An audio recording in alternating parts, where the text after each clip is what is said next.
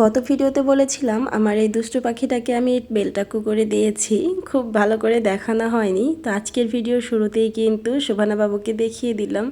বেলটাকু করার পরও কিন্তু মাশাল্লাহ আমার বাবুটাকে বেশ ভালোই লাগছে।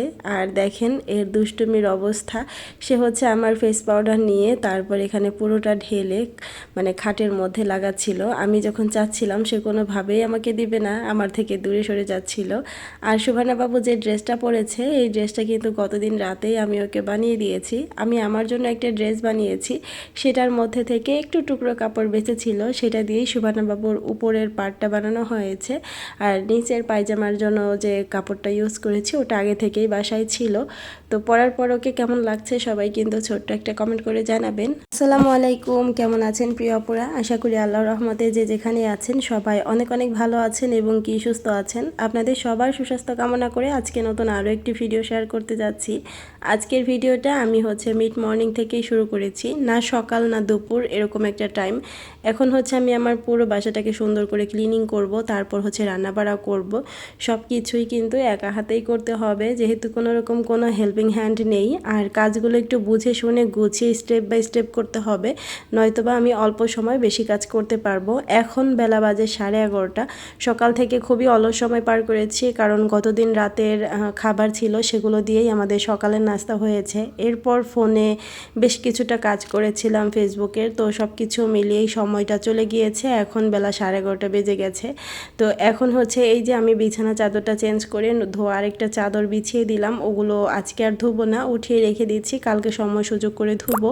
তো পুরো বাসাটাই কিন্তু আমার এলোমেলো হয়ে আছে, পুরো বাসাটাই গোছাবো, আবার দুপুরের জন্য রান্নাও করব। সব কিছুই কিন্তু আমি বেলা 1টার মধ্যেই কমপ্লিট করব।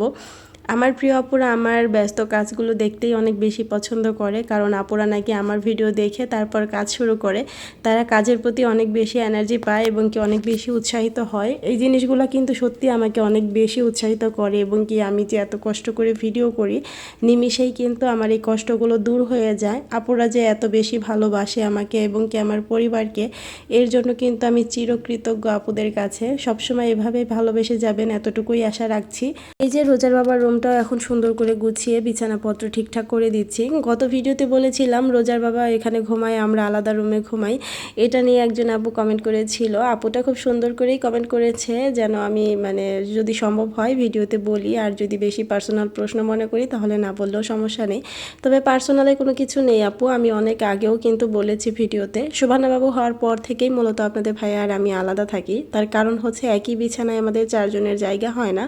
তো আপনাদের ভাইয়ের শরীরে প্রচণ্ড পরিমাণে গরম, সে গরম একদমই সহ্য করতে পারে না। আর একই বিছানায় আষ্টে পৃষ্ঠে আসলে বাচ্চাদেরকে নিয়ে শোয়াও যায় না। আমি নিজেও একটু রিল্যাক্সে ঘুমাতে বেশি পছন্দ করি। এ কারণে কিন্তু শোভানা হওয়ার পর থেকে রোজা আর শোভানাকে নিয়ে আমি হচ্ছে মাস্টার বেডরুমে ঘুমাই, আর আমাদের সেকেন্ড বেডরুমে হচ্ছে রোজার বাবা ঘুমায়। আমরা যখন আগের বাসাতে ছিলাম তাও কিন্তু এই সেম প্রসেসটাই ছিল, এখন এই বাসাতেও কিন্তু সেম, আপনাদের ভাই আলাদা ঘুমায় আর কি। তো এখানে আসলে নেগেটিভিটির কোনো কিছু নেই, যেহেতু আমাদের বাসায় 2টা বেডরুম, তো একটা বেডরুম তো খালি পড়েই থাকে, তো একটা বেডরুম খালি ফাঁকা রেখে আর একটা রুমের মধ্যে কষ্ট করে সবাই আষ্টে পৃষ্ঠে শোয়ার কোনো মানেই হয় না আমার যেটা মনে হয়। তো আশা করছি আপু বুঝতে পেরেছেন কেন আমরা একই বিছানাতে ঘুমাই না। তো এই যে এখন হচ্ছে আমি গতদিন বারান্দা থেকে যে তুলে রাখা কাপড়গুলো ছিল সেগুলো ভাঁজ করে নিচ্ছি। রোজার বাবার কাপড়গুলো সে যেগুলো মানে গুছিয়ে রাখা দরকার সেগুলো গুছিয়ে রেখেছি, যেগুলো ভাঁজ করে নেওয়া দরকার সেগুলো এখন ভাঁজ করে গুছিয়ে রেখে তারপর আমি ড্রয়িং রুমটাকে গুছাবো, কারণ ড্রয়িং রুমটাও একদম এলোমেলো হয়ে আছে। কারণ গতদিন বাচ্চারা এখানে খেলাধুলা করেছে, আমরাও বসেছি। আমাদের ড্রয়িং রুমে খুব একটা বেশি বসা হয় না, তবে একটু সময়ের জন্য যদি বসা হয় তাহলে তো হলোই, বাচ্চারা একদম এলোমেলো করে ফেলে। আর আজকে বাহিরে কিন্তু খুবই সুন্দর বাতাস, একদমই মানে মনোমুগ্ধকর। আমার গাছগুলো দেখলেই আশা করি বুঝতে পারছেন। আর আমার বারান্দায় একটা বেলি ফুল ফুটেছে, বেলি ফুল যখনই ফোটে আমার এত বেশি আনন্দ লাগে কি বলবো, মাশাআল্লাহ এত সুন্দর সুঘ্রাণ যেটা মন একদমই ভরে যায়। তবে আমার খুবই ইচ্ছা আমার অনেক ঝোপালো একটা বেলি ফুল গাছ থাকবে, বড় সাইজের, আর গাছ ভর্তি অনেক ফুল থাকবে। আর সেই সাথে দেখলাম 2টা পর্তুলিকাও ফুটেছে। তো বারান্দাটা একটু এলোমেলো হয়ে আছে, বারান্দাটা নেক্সটে কোনো একদিন সময় সুযোগ করে সুন্দর করে গুছিয়ে গুছিয়ে নিতে হবে আর কি। একদম এলোমেলো কোনো জায়গায় না আমার ভালো লাগে না, তারপরেও কিন্তু একা হাতে সব কিছু সময় মতো করা যায় না। যতই আমি গুছিয়ে কাজ করি না কেন প্রতিদিনই কিন্তু বাসা এলোমেলো হতে থাকে, প্রতিদিনই গোছাতে হয়। সব কিছু মিলিয়ে আসলে একা হাতে বেশ কষ্টই হয়ে যায়। আর 2-3 দিন আগে আমার হচ্ছে একটু পেটে ব্যথা হয়েছিল, সম্ভবত গ্যাসে থেকে ব্যথাটা হয়েছে আর কি। তো তখন হচ্ছে আপনাদের ভাই আমাকে মেডিসিন এনে দিয়েছিল, সেই একটা মেডিসিনের মধ্যে ঘুমের ওষুধ মিক্সড ছিল আর কি। সেটা খাওয়ার পর আমি আজ 3 দিন ধরে শুধু ঘুমিয়েই যাচ্ছি, এত পরিমাণ ঘুম। মানে আমি সম্ভবত 3টা ট্যাবলেট খেয়েছিলাম, আর 3টা ট্যাবলেট খাওয়ার পর আমি যতক্ষণ কাজের মধ্যে থাকি অতক্ষণ ঠিক আছে, আর একটু নীরবে বসার সঙ্গে সঙ্গে আমার ঘুম এসে যাচ্ছে। আমি যে অবস্থাতে যেখানেই থাকি না কেন, আমি 3 বেলা যে সুবানা বাবুকে খাওয়াচ্ছিলাম, আমার মনে হয় আমি চোখ বন্ধ করে ঝিমাচ্ছিলাম আর হচ্ছে খাওয়াচ্ছিলাম, এরকম একটা অবস্থা। ওষুধ খাওয়া কিন্তু শেষ হয়ে গেছে, আর আল্লাহর রহমতে এখন আমি সুস্থ আছি। তবে ঘুমের ভাবটাও মনে হয় আস্তে আস্তে কেটে যাচ্ছে, মানে ওষুধের রিয়াকশনটা মনে হয় কমে যাচ্ছে, একটু ফ্রেশ মনে হচ্ছে আজকে থেকে। আর চেয়েছি কোনোভাবেই ঘুমাবো না। আসলে আমরা যেহেতু অনেক বেশি বিজি মানুষ, যদি দিনের বেলায় কোনো রকমভাবে একটু ঘুমিয়ে পড়ি তাহলে তো হলোই, পুরো কাজের 12টা বেজে যায়, ঘুমানোর আসলে কোনোই সুযোগ নেই। কথা বলতে বলতে আমি কিন্তু সোফার রুমটাও সুন্দর করে গুছিয়ে পরিপাটি করে নিয়েছি, তবে কিছু জিনিস মোছামুছি করার প্রয়োজন ছিল, সেটার আর কোনো সুযোগ নেই, কারণ আমি কাজই শুরু করেছি 11:30টায়। একটা সময় রোজার বাবা তো চলেই আসবে, তো আমাকে আবার রান্নাটাও কমপ্লিট করতে হবে। রান্নাটা আজকে একটু সিম্পল বিধায় কিন্তু আমি একটু সময় নিয়েই মানে কাজটা করতে পারছিলাম। এই যে এখন হচ্ছে 12টার একটু উপরে বেজে গিয়েছে, তবে 12:30 কিন্তু এখনও বাজেনি। আমি রাইস কুকারে ভাতটা উঠিয়ে দিলাম, এদিক থেকে ভাত হতে আধা ঘন্টা লাগবে। তো আমি হচ্ছে কিচেনে চলে আসলাম, কিচেনেও ঝটপট রান্না করে ফেলবো।